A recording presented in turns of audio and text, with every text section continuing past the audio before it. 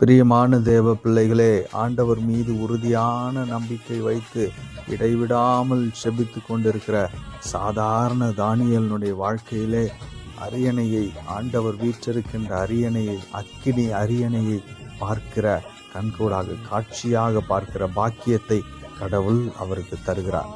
இப்படிப்பட்ட சாதாரண மனிதர்களாக இருந்தவர்கள்தான் பேதுருவும் யோவானும் யாக்கோபும் கூட ஆண்டவர் இயேசுவோடு தனிமையான இந்த மலைக்கு சென்று அவர் உருமாற்றம் அடைகிற அந்த ஒரு நிலைப்பாட்டை இவர்கள் கண்கூடாக பார்க்கிற பாக்கியத்தை பெற்றுக்கொள்கிறார்கள். பிரியமானவர்களே, நாம் எளியவர்களாக இருக்கலாம், பலவீனமானவர்களாக இருக்கலாம்.